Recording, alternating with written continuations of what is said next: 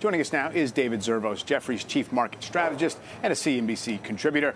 So, David, 2026 was supposed to be the year when we got some, policy tailwinds taking over from some of the frictions of last year. Bond yields going down, you get the tax relief.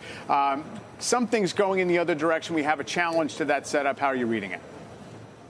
Morning, Mike. Well, I'm reading it the way I've read most things over the last year. This administration takes a lot of risks. It moves the ball forward.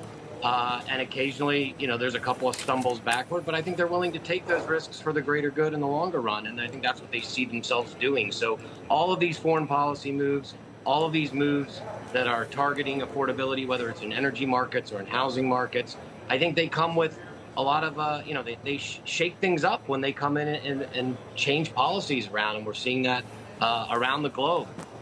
But in the end, we've watched this over the last year. We've seen how the president operates. It's very much art of the deal. Come in, really rattle things, and then kind of take it back a little bit and get a step forward. So that's the policy. That's the methodology.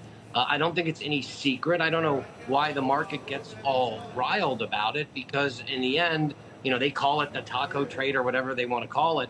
It's just the methodology and how he negotiates and how he moves the ball forward, which is to come in strong and then dial it back a little bit. I think we've just got another one of those cases.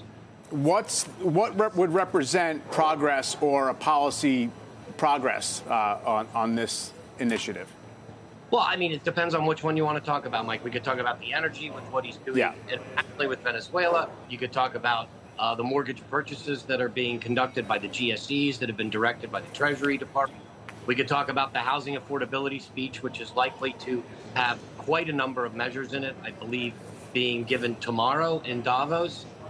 There's a lot of different ways that you rattle things up. And even what's happening, say, with the credit card caps in banks, just a way to throw the affordability back to the banks and say, OK, why don't you come back with something else? Say, 20% for 3 years rather than 10% caps or something to move the ball forward that gives him a few more yards down the field. Sorry for all the football metaphors, but it was a fighting football game last night. It was. Well, today was supposed to be, by the way, the supposed deadline for 10% cap on credit card rates. I don't think we're getting that. A lot of that, what you listed there, David, sounds like affordability's got to come at the expense of businesses and therefore shareholders. A little bit. I think that's probably right. I think there's a little bit of that, Main Street's turn. Wall Street's got to sort of give a little back. I think there is some of that. And I don't think I think that's actually priced in, Mike, to a lot of these share prices and a lot of these valuations. I think the market has been doing incredibly well. And remember what we're giving capital holders in this one big, beautiful bill. We're giving them an enormous win in terms of full depreciation of expenditures on factories and capital more generally. I mean, there's a lot of things to share, and I guess there's just going to be a few nudges to say, hey, share a little more than you otherwise would. Otherwise, a few shots across the bow are going to come, and we're seeing those. And they pretty frequently with this administration.